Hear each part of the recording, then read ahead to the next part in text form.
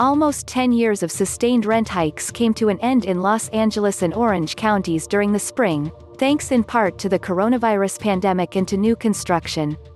Following 39 quarters of rent increases, the average asking rent for an LA County apartment fell $33 a month in the spring from the winter quarter, dropping to $2.122, figures from the Southern California News Group Rent Index shows. County rent also dropped $1 from the spring of 2019. By comparison, Los Angeles landlords averaged a rent hike of $18 a month every quarter since the spring of 2010. In Orange County, the average fell $27 from winter to $2.066 a month, the index showed. The average increase from one quarter to the next was $16 a month during the past decade. Rent increased from a year earlier, but by a mere $6. Still, it was the first time since the spring of 2010 both counties experienced a quarter-to-quarter rent drop. In Riverside and San Bernardino counties, apartment rents continued rising, but by the smallest margin in 6 years. The average for Riverside County was $1.545 a month, up $15 from the winter, figures from CoStar and Yardi Matrix show.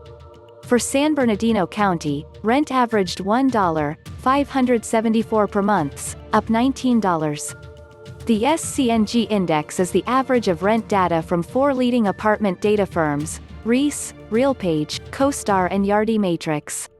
The drop in Los Angeles County is typical of what landlords are seeing in big coastal markets like New York and San Francisco, said Greg Willett, chief economist for Dallas-based RealPage. Los Angeles and Orange County simply have been hit comparatively hard by job cuts, since the local economies are heavy on the hospitality and service sector industries where layoffs are most widespread, Willett said. The Inland Empire economy has fared better because of the bigger role that product distribution plays. An uptick in vacancy rates is one reason rent is softening, experts and industry representatives say.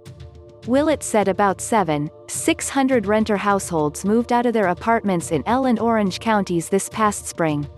We know individuals are leaving their apartments, added Fred Sutton, the L regional spokesman for the California Apartment Association, a landlord trade group. The prices are not going up because they're not filling the units. Some tenants are moving back in with their parents or are doubling up with new roommates, industry representatives said. Some landlords are renegotiating leases to keep them from leaving. And some neighborhoods have been hit harder than others, added Daniel Yukelsol, executive director of the Apartment Association of Greater Los Angeles. Neighborhoods such as East Hollywood, which has a large population dependent upon the entertainment industry, have much higher non-payment rates, as do areas where a majority of hourly workers live, he said. In some cases, renters are breaking their leases, with or without their landlord's consent, to avoid going into debt.